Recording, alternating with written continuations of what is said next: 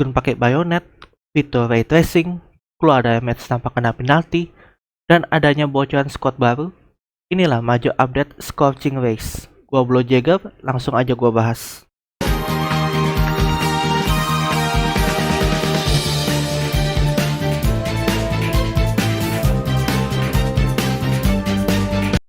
Oke, di maju update yang akan datang yang sudah dikonfirmasi oleh pihak Gaijin sendiri dengan membuka pre-order buat satu paket spesial bernama Heavy Assault Tanker Squad. Dalam pre-order ini, kalian dapat 2 squad premium, satu buat Soviet dan satunya buat Jerman. Mencakup tank IS-145 dan juga Tiger H1 Tiger West. Lengkap dengan camo netting dan ammo tambahan yang jadi highlight dari paket pre-order ini.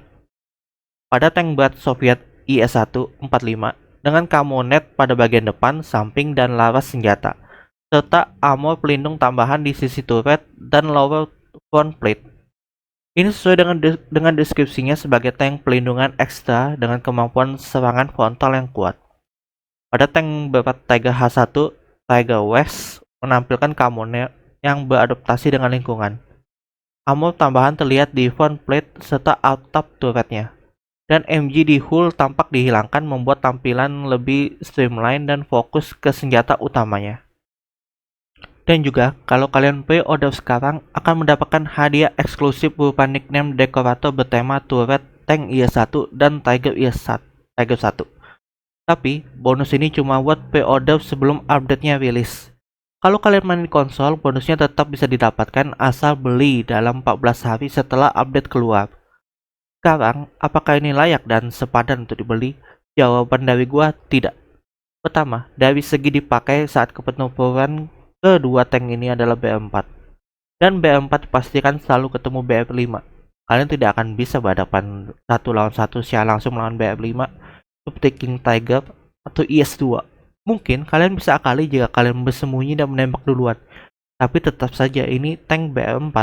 Kedua, harga $50 di ekonomi kayak gini, hell nah. Kalian bisa mendapatkan 3 tank dengan $35 di WT dari tiap jenis negara tank tersebut. Dan yap, tank ini berasal dari WT, copy paste, dan menjualnya dengan lebih mahal. Sekarang, masuk ke major update Scorching Race. Developer Andesite memperkenalkan beberapa senjata dan kendaraan baru yang tidak hanya menambah variasi gameplay, tapi juga memperdalam imersi tiap faksi. Kita akan bahas apa saja kontennya, asal-usulnya, dan seperti apa pengaruhnya terhadap meta saat ini. Jepang mendapatkan shotgun double barrel yang dilengkapi bayonet. Terlihat dari gambar ini, terlihat memang Gaijin selalu membuat ciri khas senjata Jepang dengan bayonet. Untuk gameplay, ideal untuk pertempuran jarak dekat di lingkungan sempit seperti parit atau gua. Amerika diperkenalkan dengan Chicago Type Wielder, yaitu Thompson M1921 AC SMG dengan drum magazine 50 peluru, ikon dari masa Perbitan dan Perang Dunia II. Dan julukan Chicago Type Wielder berasal dari reputasinya di era gangster Amerika tahun 1920. Untuk gameplaynya sama seperti Thompson yang lain dengan kapasitas peluru besar dengan rate of fire tinggi. Senjata ini sangat mematikan dalam duel jarak dekat hingga menengah. Cocok untuk pemain agresif. Lalu, untuk kendaraan, Jepang mendapatkan tank dan pesawat yaitu Chino 2 dengan meriam yang sama seperti Chito dengan 75 mm, tipe 2 model 2 Cannon. Secara gameplay, meski daya tembak lebih jauh tinggi, tapi tetap armor tank Jepang lebih tipis. Lalu, pesawat Ki-83, pesawat fighter dengan twin engine yang sangat cepat dan maneuverable, membawa 30 mm dan 20 mm. Bisa menghancurkan pesawat musuh dengan satu tembakan. Salah satu dari sekian banyak pesawat yang gagal menuju produksi massal karena sudah berada di ujung perang. Menurut sumber dari pemain WT yang menggunakan pesawat ini, cepat dalam belok membuat ideal untuk membuat pemain yang suka dogfight, sekaligus sebagai counter bomber squad. Dan dilihat dari gambar pesawat ini, membawa bom 100 kg.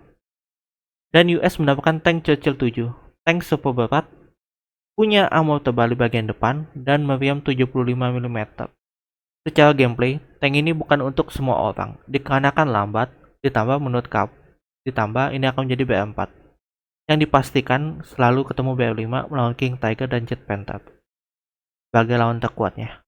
Terakhir, perubahan sistem kendaraan machine gun di hull kini bisa dioperasikan. Dulu, senapan mesin di badan tank hull MG sering hanya pajangan kan?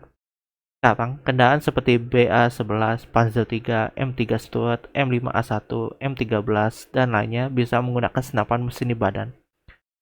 Machine gunner atau commander bisa mengoperasikannya tergantung konfigurasi kendaraan. Ini bisa dibilang semua tank yang disebut tadi akan menjadi seperti tank Jepang BR kecil, Hago, Chihakai secara gameplaynya.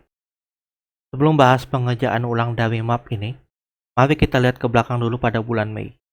Di map Tunisia dibuka juga untuk PR tinggi yang menghasilkan banyak komentar negatif, yang menjadikan update kali ini membawa pengerjaan ulang total untuk map ini, yang bukan cuma sekedar tambal sulam, tapi benar-benar mengubah bagaimana map ini dimainkan. Dan menurut gua ini adalah sampah, benar-benar sampah.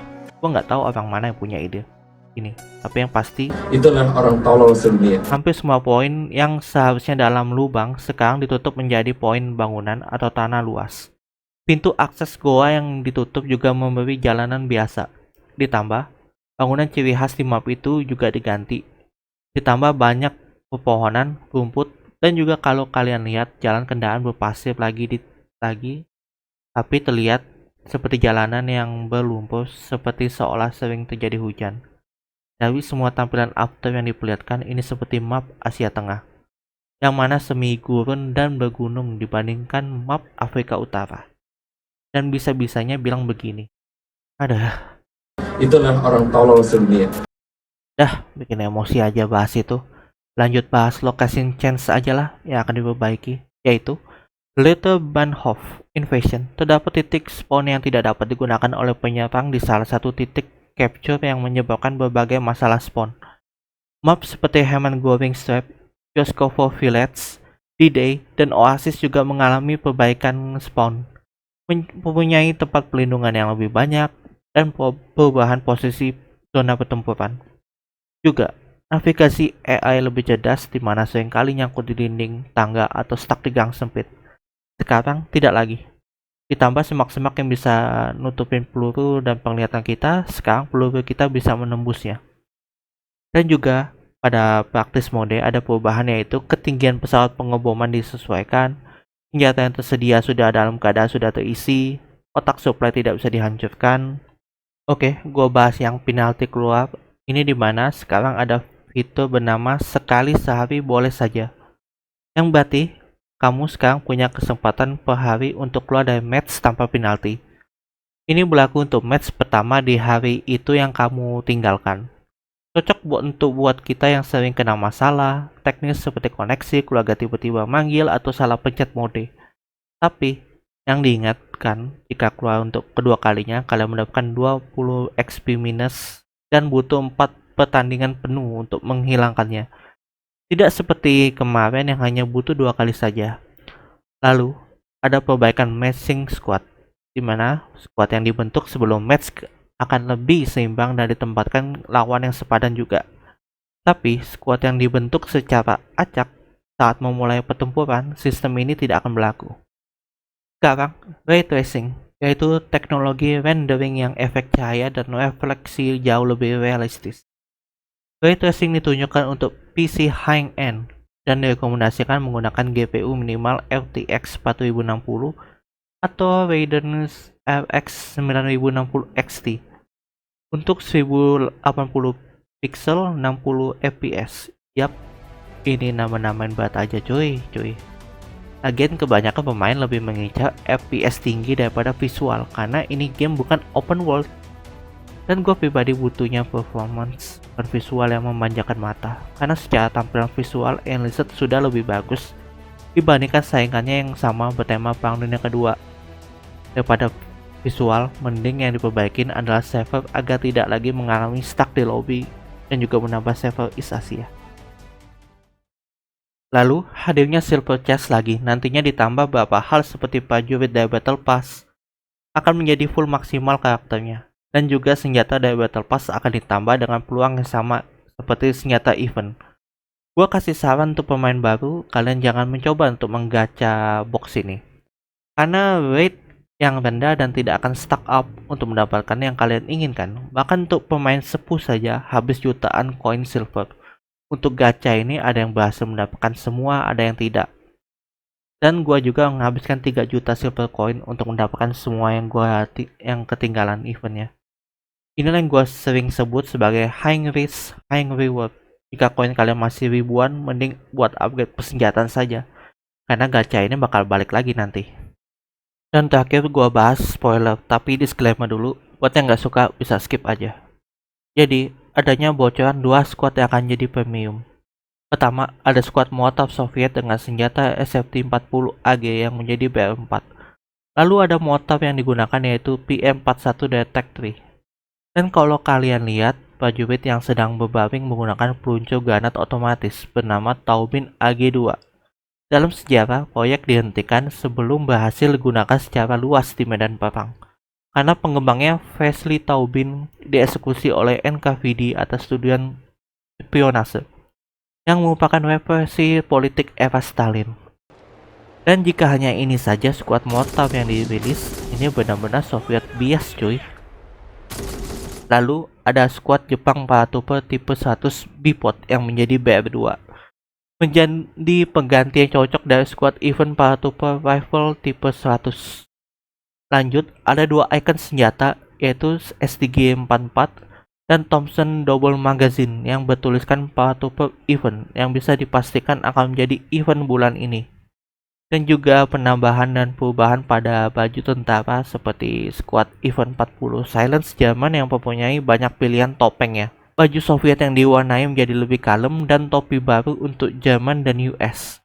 Lalu, ada hadiah dekorator untuk 4 tahun login. Ya betul-betul. Itu dia gambaran update besar nanti Searching Race. Dari kendaraan, senjata unik, map Tunisia yang dirombak, sampai fitur ray tracing yang makin berat, beserta spoiler. Gimana menurut kalian? Apakah perubahan ini ngebikin Enlisted makin seru nantinya atau malah nyusahin? Dan subscribe dan nyalakan loncengnya karena masih akan ada berita terbaru dan kejutan baru lagi. Terima kasih udah nyempetin waktu nonton Goblau Jagger. Dan kayak biasa, jika ada yang kurang atau mau ditambahkan, kalian bisa tulis di komentar. Kita bisa berdiskusi lebih dalam lagi. Terima kasih dan sampai jumpa di video berikutnya.